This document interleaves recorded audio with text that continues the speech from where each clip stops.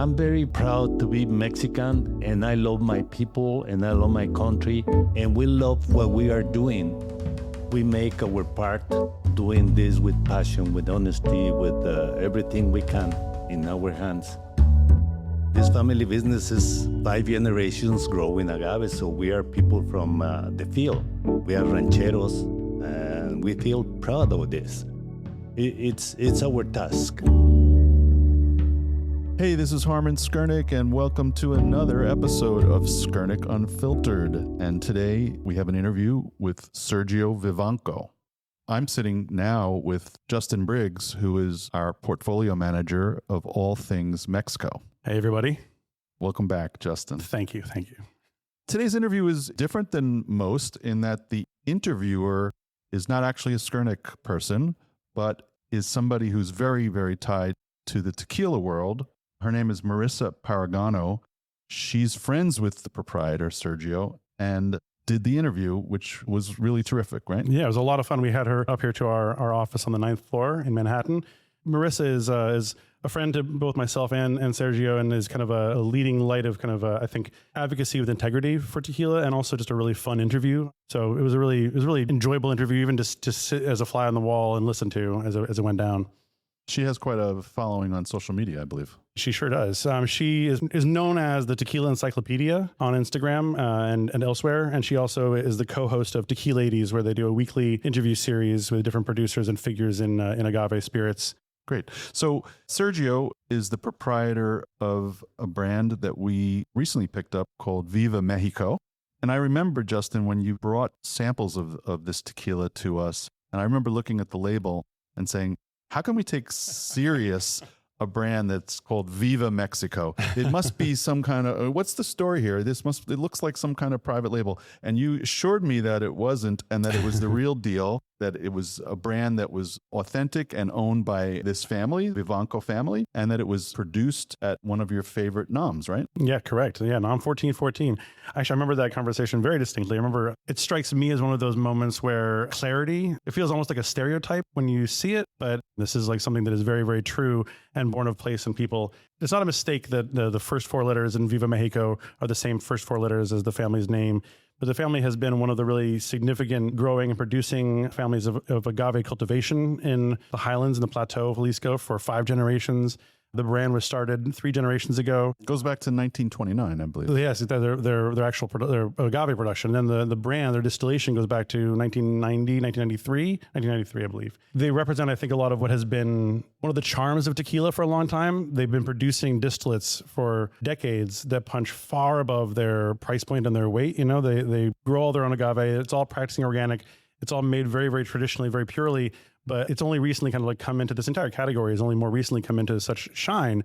And so they've long been like this kind of place where you knew you could go and find this product that might not necessarily compete with, the prices you're paying for your most expensive whiskeys, but might outshine them as a quality distillate by many degrees. They have quite a reputation for quality, purity, and transparency. Absolutely, yeah. Under their work with David Suro on the Siembra Azul label, they're one of the first people to start offering transparency on like parcel growth of their agave, methods of farming, methods of production with quite such detailing and technical clarity.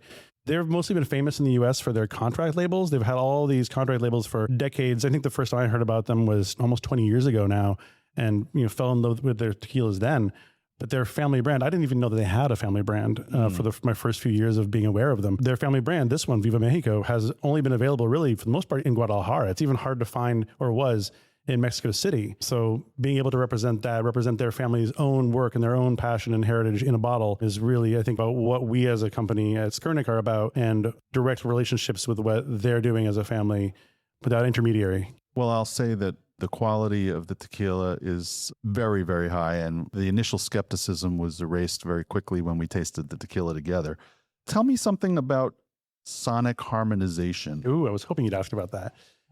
What is that all about? They're the pioneers of this method, in fact. Sonic harmonization is a fancy way of saying kind of fermenting to music. The popular way to say it in tequila circles in Mexico is to call it the Mozart method. Essentially, the family plays classical music very loudly to all their fermenters in the fermenting area, in the fermenting rooms. Some of the producers we work with, this is sort of expanded beyond them now. This is no longer just something unique to the Vivancos. Lots of other producers have followed suit. our label that we import directly, Santanera. So does it's this not as that well. unusual. It's becoming less unusual. It's still unusual, but it's becoming less unusual. Santanera even plays music to their barrels as they rest. The logic is that the music, the rhythms of the music, the vibrations of the music influence the way that the yeast interacts. It all stems from actually a Japanese sound artist who back in the 1980s did a study where he played different music and different sounds to microorganisms and watched the way that they reacted. And things like heavy metal and like noise rock and things like that would make these kind of like aggressive, shattering, like angled, kind of like chaotic looking movement among those microorganisms. But classical music created these like kind of beautiful like fractals and these like geometric shapes and patterns. And they applied that same logic to their fermentation. And watching Sergio at the distillery get excited about the music's impact on the fermenters. I mean, you're standing there with him at these huge fermenters. The music is so loud that it's booming. These days, he mostly plays Vivaldi. It's not Mozart anymore. But he's playing Vivaldi, that same 4 letters again, V-I-V-A. And there we are. Yeah. He's playing Vivaldi really loud, and you're sort of shouting over Vivaldi. And he's like, look at the yeast. Watch it bounce. It's dancing. And you're like, all right, dude. Yes, I'm a believer right now. That's amazing. It's wonderful. Yeah. There are some winemakers who also believe in music having an impact on the wine. I'll just say that I'll take your word for it. So let's listen to Marissa's wonderful interview with Sergio Vivanco of Viva Mexico. I'm Marissa Paragano, also known as the Tequila Encyclopedia, and I'm here with a man who needs no introduction, Sergio Vivanco of Viva Mexico and NOM 1414 and a million other incredible tequila projects. And we are in the Flatiron District of Manhattan at Skurnik headquarters. How are you today? I'm fine, and I'm very happy to be here. Me too. The honor is all mine. Obviously, you've created some incredible profiles over the years, particularly Viva Mexico. Can you tell us a little bit about that and just what started it and what's behind the name, what's behind just having your own house brand out of NOM 1414? Yeah, certainly. Well, this is something new for me to be here with a microphone in front of me, but this is a family business. And this family business is 5 generations growing agave. So we are people from the field. We are rancheros, and we feel proud of this. And we are 3 generations making tequila. We are taking care of a lot of details of the tequila. The process of the tequila is very simple. It's the harvest, cooking, extraction, fermentation, distillation, and aging. But if those are the steps that you're supposed to do with tequila, what makes the good tequilas and the bad tequilas? The details that you take care since the field in every single step.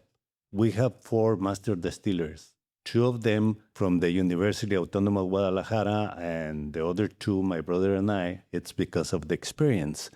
And we have been taking care of the small details. If you want to go deep in this conversation, we'll let you know some of them, not all of them. We can keep secrets. Some secrets, Yeah, sure. Yeah, but that's the way we make tequila, taking care of the small details. Yeah, and some of the small details, I think, what makes NOM 1414 so special is you have a variety of equipment, you have generations of experience, and then for Viva Mexico in particular, you guys own your agaves, and that allows you to have the ultimate control of your product. Obviously, right now, we've got a little bit of a dip in agave prices, and so some brands are able to find agave that they wouldn't otherwise have. However, in a few years, when the prices go back up, you guys still have access to the best agaves because you own them. So do you want to tell us a little bit about what makes you different, other than having the agaves? What makes you different in terms of how you produce and just your point of view on making tequila? That's a very interesting point. We make plants in a large period of time. So we are trying to protect ourselves because we have a lot of variations in the price of the agave and the amount of the agave that is available. So if you have your own fields of agave, you have protected. But if you want to make a good orange juice, you have to have good oranges. And that's the same in the agave. But if I'm going to sell a field of agave to the big companies, I sell all my plants of the agave, the ones that are very mature and the one that is not. And when we are picking our agave, our crew of jimadores, they pick only the mature, the very mature. And if the next plant is not mature yet, they left them there to get mature. So we are picking only the good piñas of agave that they are transported to the patios, and then we are going to cook them, but they are completely mature. So everything starts there. And also, all depends. The crew of Jimadores, they strip down the leaves of the profile of the tequila. And if I am going to sell the agave to a big company, I'm not going to say the name, and they ask me to be completely shaved, I sold the agave to them completely shaved. And for another one that they want more viscosity, I left 1.5 inches of the leaf of the plant. For our products, most of them, we have some part of the leaves left in the piñas of agave.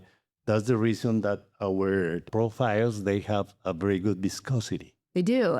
And when you're talking about like cutting the piñas, of course, not naming names, there are brands that have to buy by weight. So when they're buying agave, they might make decisions like shaving the piñas down so that they can pay a little less for their product. That's the reason. Exactly. Yeah, Whereas you guys have the ultimate choice because they're your agaves. If you want them a little thicker, you can have them thicker. If you want them shaved, whatever you want to do. When they are buying the agave and they ask for the piñas completely shaved, red flag. Yeah, it's up to them what kind of profile they are going to get with that kind of agave. If that agave is going to our distillery, we left 1 inch or 1.5 inches, or even 2 inches. It brings back a good point, right? You own all the components of your process, and that's really important. And I actually was at a pretty ridiculous restaurant the other day where I bought a $30 pizza. This was a pizza that was this big, and it was $30. And I ended up talking to the chef, and I asked him, how is it $30? And he said, because the way that they have their tomatoes, they source them in from Italy, and their cheese is a special cheese, and their fermentation, which I want to talk about for you, they ferment their yeast for this pizza for 40 hours. So if you think about all the time and process that went into this pizza, that is now a $30 pizza, I equate it to tequila. Obviously, there's steps at the beginning, but the steps at the end are equally as important. And one of the things you guys are known for is how you ferment some of your different products. We've heard about the classical music in the distillery. Do you want to talk about that and some of the different fermentation methods that you guys do that make you unique, that other brands might be copying? Well, the rest of the industry, they are trying to make the best thing. We have the knowledge and the ability to make good profiles. The knowledge and the experience is the key to make innovations and to make new things. We try them and we try them. And when they are good, we apply for our products. You get to test. You have so many brands. And when you see a brand that does something cool, you have the opportunity to say, is that something cool that I want to apply to a different brand? Or is that something that I maybe don't want to do again? And so by having all that experience, 5 generations of experience, you uniquely have the chance to see what works and doesn't work and what works together and doesn't. Very quick. When we start in the fields, we bring the piñas to the patio, we cut them in 2, and then we take away the cogollo. The cogollo affects the final part of the production. Makes it bitter, right? Bitter. Yeah. Bitter. And then we put it in the oven in a special way to let the steam go through. So what we want is to cook the agave in the same way in the outside part and in the inside part. Like make it nice and even cook. Exactly. Yeah, you speak better English than I. I would hope I do. It's my main language. But you speak better Spanish than me. I don't know. And then we have the chance to cook the agave for 22 hours, 26, 28, or 30 hours. All depend how much caramel do you want in the tasting. And what's the difference between like a 22-hour and a 30-hour in terms of the caramel taste? Yeah, if you are cooking longer period of time, you are losing more water. And you're keeping more syrup, so it's going to taste sweeter. Is it safe to say then that the longer you cook the agave, generally, and the more time you take in that step, the sweeter your tequila could be? Yes. So it's all about like taking the right steps and taking your time to make a really solid profile then. It's very easy to understand. If you have a water with sugar and you put it in the fire, you are losing water and you're keeping the sugar there. So that liquid is going to taste more sweeter. That's what happens in the ovens of cooking agave. When we have cooked the agave, then it comes the extraction. And we have 2 ways to extract, to squeeze the agave. One of them is the tajona, and the other ones are the meals. And both of them, we spray some hot water to separate the fiber and get the sugar. So if we spray more water, the mosto, the juice that we collect, is going to be less sugar. More water, less sugar. So if we spray less, and that's what we call bricks. And we may have 8 bricks, 10 bricks, 30 bricks, or 16 bricks. 16 bricks is more sugar and less water. So the taste of the final product is going to be more sweet than if we add more water. Okay, so this is your Blanco, and can I do the honors of pouring it? Please. Okay, it's 10:30, so how much tequila do you want? It's 5 o'clock somewhere. So this is cool. One of the things that I think if any people who know tequila, they know their noms. And one of the things that I always look for is what nom makes the tequila. And whenever I see 1414, which is you guys, I know that the tequila is going to be good. Yeah, this is the base. I don't know if this, sometimes I invent the English, but is the trunk and the rest are the branches. So this tequila that we are going to enjoy right now, it is made with champagne yeast. Okay. And the agave came from a ranch that belongs to my grandfather, which name was Manuel. And the agave was 6 years old. 6 years old in these times, it's a very good mature agave. Because in the very old times, we left the agave in the not good fields. The good fields were for corn and beans. But now we switch. Now, because of the price of the agave and the boom of the tequila. So in 5 years, the piñas of agave are mature enough. But these ones that we made this tequila from, they are 6 years old. So let's taste them. Cheers. Wow, there's a lot of agave on the nose. I know that I'm biased here, but there's something about a 1414 Blanco that I love. The presence of the agave is there. Mm-hmm. The cooked agave and the raw agave. And also you may guess that this tequila was made in a brick oven. Yeah. Yeah, it doesn't have a metal tasting. When I'm teaching people who don't know about tequila, one of the things I teach them is the difference between Blanco, Reposado, and Añejo. And the way that I like to explain it is Blanco is very agave forward, and Añejo is agave, but also a bit of oak just from aging, and then Reposado's in the middle. With this tequila and this Blanco in particular, you get so much agave that if someone didn't know what agave tasted like, I would tell them, drink this, and now you know. I have been attending a 14 school of tastings. Some of them are very bluffers, and some other they use very extravagant words to make you impressed. But they are very good. So tasting, it's something very easy. It's 5 steps: eyes, nose, mouth, swallow, and hangover. Those are the 5 steps. What we do in the School of Tasting of Jalisco is that we want to call the tasting with the same word. This is black. Yes. But I am not in your head to see if you see this black. Probably you see gray, but we call this color with the same word. That's the key to get along with those. So you like it or you don't like it. But most of the tasting and smells is because of the nose, 80%. So if you want to make an exercise here to see how the nose can do, we will do. We are going to inhale, keep the air in the lungs, and then we are poured a small amount of tequila in the mouth. We go around and then swallow. And after that, with the mouth shut, we're going to let the air go in a small motion, and you will find how different can you taste this tequila. Okay. I've never done that before. Sorry, Mom. I'm going to inhale. Let's try this. Okay, that was really cool. That's a fun party trick. It's very different. Try that, guys. Wow, so that's different. And I know with a lot of people too, like they have different nostrils. Sometimes they'll smell more with their left or their right nostril, and one might be dominant. Yeah, that is true because of the hemispheres in your brain. Yeah. If you go like this, you have some notes, and then you do the crossover, it's totally different. You also have a reposado, and of course now the reposado introduces your aging process. One of the things that I like to do, and we didn't do it on the first bottle, but you know I have that show, Techie Ladies, and we always ask people before they drink to make a toast and to cheers to somebody, and I feel like maybe we should cheers to people before we drink this. Okay, my toast is it's about to work with a perfect team. It's like a team of soccer.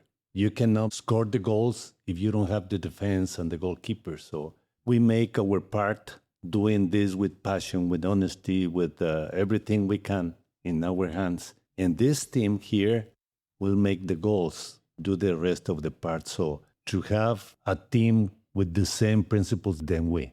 Equipo perfecto? Equipo perfecto. Wow. This is so good.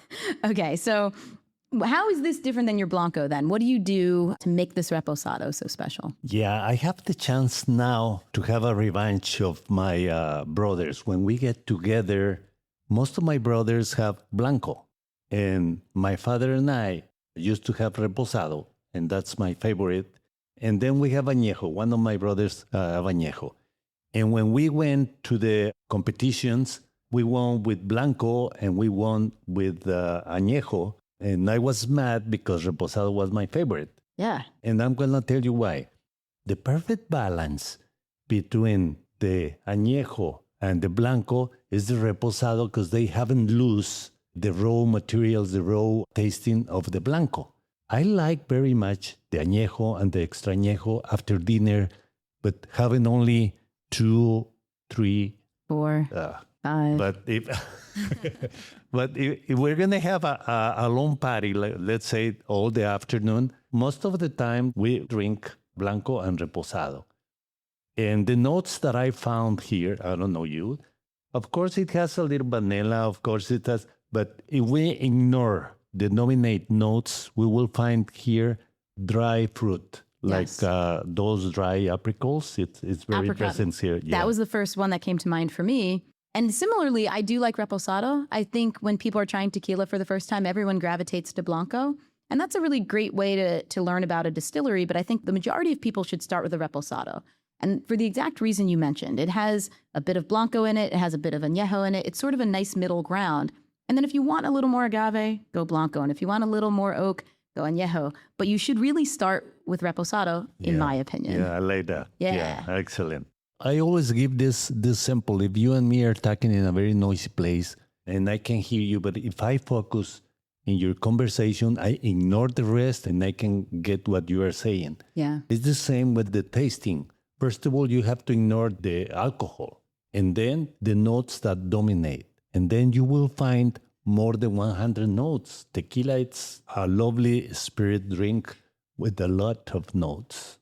One of the things that I think is intimidating about tequila is some people just have this assumption that they don't know how to drink it and, oh, I know it from college and whatever. But once you try a really good tequila like Viva Mexico, which doesn't even have to cost that much money, like I certainly would pay more for it because I know how it's made. It's made traditionally and with generations of experience.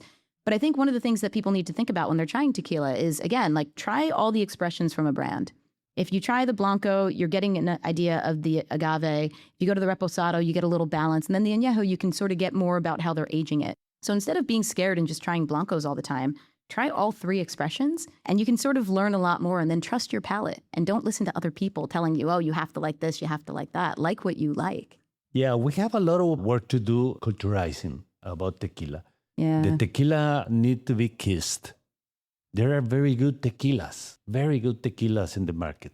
Well, people, like when people hear that I'm super into tequila, the first question that I always get is, well, what's the best tequila, right? What's your favorite tequila? And there is no right answer to that. And what I always tell people is choosing a favorite tequila is like choosing a favorite song. It really depends on your mood. So depending on my mood, It might be Viva Mexico Blanco. It might be Plantador Qué Gold. bonito. That's Isn't that a nice. great one? Yeah. Maybe we should try the Añejo next. What do you think? Okay, that sounds good to me. What we need to know about the Añejo is that at the beginning was Blanco in a Tennessee whiskey barrel. And the temperature of the room in centigrades, it's 18 to 22, the temperature. The room has to be with humidity to avoid gaps in the barrels. Because it expands the barrel. Yeah, because if you have gaps, you may lose liquid and the evaporation is going to be too much. We calculate 8% of evaporations, the Angel's tax. They like very much tequila. And what we are losing at the beginning, it's a lot of water. So we are keeping the syrup. That's the reason that if you taste the reposado and then the añejo and then the extra añejo, it's going to be sweeter. So the notes of dry fruit is going to be harder, and the vanilla is going to be very present. So let's try this. It's really good. Yeah. It's It like has dessert. everything. It's dessert, but in a very authentic way. It's not like an overly sweet sort of thing. It's kind of got some nuance to it. And again, the dried fruit is there. The oak is there. It's wild. And I would recommend to anybody trying tequila to do that exercise. Like inhale in, try it, sort of swish it around, swallow, breathe out of your nose. It sort of accentuates some of the flavors. And they're coming across in my palate as I'm breathing out of my nose, which is really interesting. But I think it's also a different way of seeing it. So highly recommend.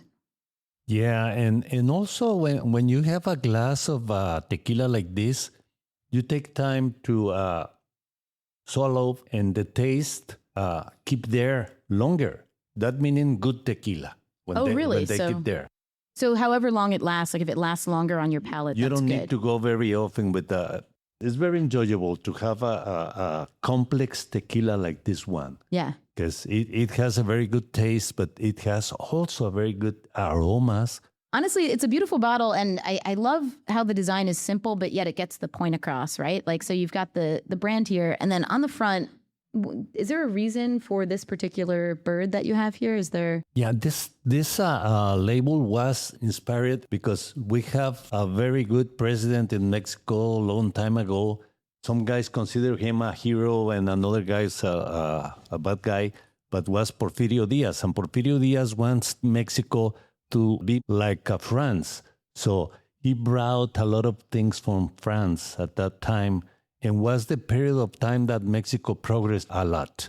And Viva Mexico is like a rallying cry, right? It means something. Viva Mexico for us is long life Mexico, and come and enjoy what Mexico is. That's the meaning. And also, this is the beginning of our second name. Our name is Vivanco, so Viva is part of our name. I can't believe I never got that before. That's Yeah. pretty cool. And you said it's what Mexico is. What is Mexico? Like, what's something that you think Americans might not know about Mexico? Or like, what's something? Well, first of all, that I want to tell you is that Mexico is not our government. Us That's too, something sir. different. Yeah. I'm very proud to be Mexican, and I love my people, and I love my country. Every time that you go to Mexico, if you start a conversation with the normal Mexicans, they are going to be very kind with you, very warm. They are going to try to say 2 or 3 words that they know in English. My background is Italian, and my family's been going to Mexico for 20 years, which is one of the ways I got into tequila. And one of the things that really made my family love Mexico is how everyone made us feel like family when we'd go there. Everyone was super warm and was family oriented, which Italians can be sometimes. And, it was all just like this wonderful, accepting culture. And that's the Mexico that I know. And that's the Mexico that I think comes across in your bottle in particular, because you have that family aspect, that 5 generations making this product. Yeah, Italian and Spanish are very similar. Not even because of the religion, but the principles that we have. So it's very interesting. My father's name is Feliciano, and the name is Vivanco. So we don't know if we are from Spain or Italians, because the name looks like Italian, but we don't know. I don't know yet. I'm going to believe that we're cousins. I'm telling myself we're cousins. Okay, so now we've tried all 3 of Viva Mexico. I have to say, I can't pick a favorite. I thought it was going to be Reposado, and I'm sorry to tell you, I love them all equally. Yeah, I love all of them. We have gained through the years prestige with NOM 1414, but all the brands that we made in our distillery are retail price 45 or more. Which is still a deal, in my opinion. Yes, but there are a niche market that they go like less, but we need to offer them something good. That's a very good opportunity to me to talk about Plantador. How does it work? Because if I say this is better than this one, I'm not saying the truth. It's different tasting, and this was made with drawn and wild yeast. So that makes us more production of alcohol than champagne yeast. Yeah. So we have the chance to lower price this, but it doesn't mean that it's less quality. And we are going to taste it and you will know that it's different, but it's very good.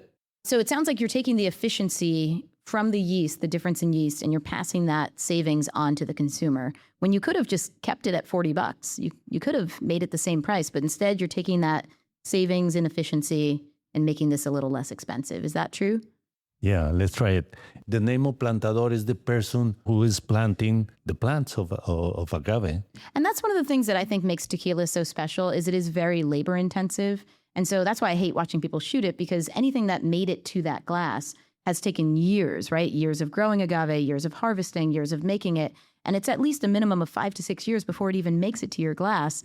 So people now are starting to see humidors and like respect humidors, and I'm loving that. But the plantador, this is the first time I'm hearing about them. And so it's really nice to give them some credit as well. Yes. Cool. Well, let's pay them homage by drinking plantador. We're going to have a very long day today, right? Or a short one. Okay, so immediately the nose is different. Absolutely. Yeah, very different. So what I'm getting on here, I don't know the right word, maybe like a little brighter, more citrusy, more like... Let us start with the base. Sure. The other one, its base is champagne. And if you go deeper, you will find notes of champagne. Yeah. And here, you will find notes of rum. Yeah. Caribbean. This is more Caribbean. It is. And the other one is more French. It is. That's actually a really good way to think of it. I think knowing the history also helps understand what you're smelling, what you're tasting. Oh, yeah. Yeah, it's completely different. It's a very good product. Oh my God. It's really very good. You know what I like about the bottle too? So with my show, Techie Ladies, we see a lot of different bottles. And the one game that I like to play is how difficult would this be to pour this from a well? And if you look at this bottle, it's like a perfect size. I have tiny fat hands, but my tiny fat hands still can hold this really well. It's like it kind of passes the well test, but also it's better than a well Yeah, bottle. the bartenders are concerning about how do they handle the bottles. So Yeah. this is a very nice for serving and prepare cocktails and that kind of stuff. It's nice. I really like this. And I think one of the things that people, in my opinion, sometimes do wrong is they'll find the cheapest liquor to make a cocktail, when really what they should do is find the least expensive quality liquor to make a cocktail. And so that's rum yeast and wild yeast. So if you ever wanted to know what rum yeast tastes like, there you go. Exactly. So I understand you also have a gold plantador. What is a gold? That's a good question because here in the United States, there are a lot of confusion about the gold. We have two categories of tequila, according with the regulation, two categories. One is tequila and the other one is tequila 100%. And this tequila is what we normally say mixto. After that, we have 5 classes of tequila in each category. I'm going to say it in English. One is silver, the other one is gold, the other one is aged, the other one is extra aged, and the other one is ultra aged. So in Spanish one is blanco, the other one is joven, and reposado, añejo, and extra añejo. What is the gold?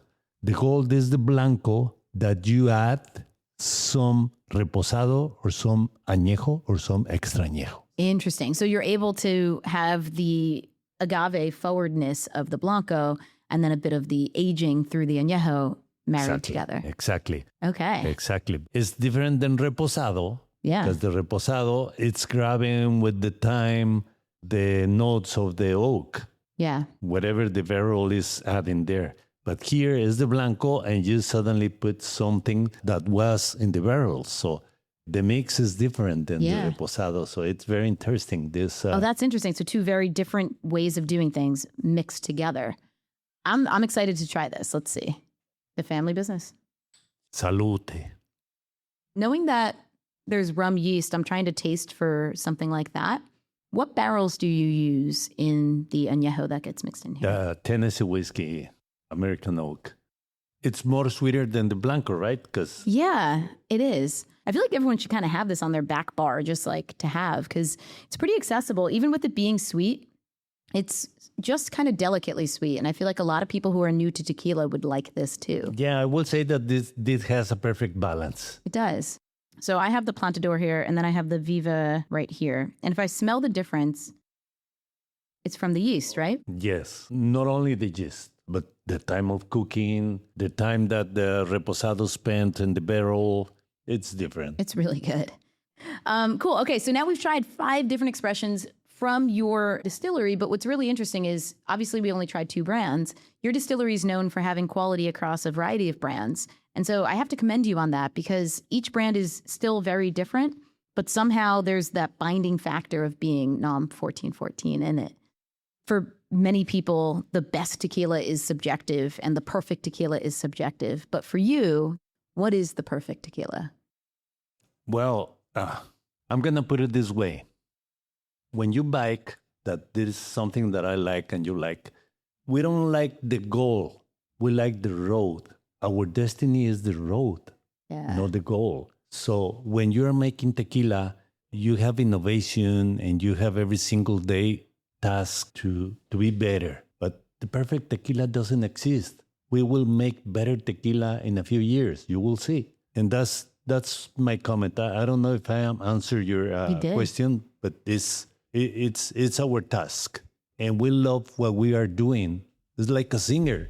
You don't know if you're going to be a star, but you like to sing. And you're every single day trying to be better. That's what we do. Yeah, the journey is the destination in many ways. And if you just sort of enjoy the ride and do the right steps, what you can make is pretty incredible. Well, thank you so much. It was an unbelievable honor to get to speak with you. And cheers. I love all your tequila very much. And now that it's 12, I can drink them all. So cheers. Thank you very much for the opportunity. Skurnik Unfiltered is recorded at Skurnik Wines and Spirits headquarters in the Flatiron District of New York City, which is why you might hear some city noises as we go along, like horns honking. If you found the conversation interesting, please consider liking, subscribing, and leaving a review. You can stay up to date on our show and upcoming events by following Skurnik Wines on Instagram and visiting our website at skurnik.com.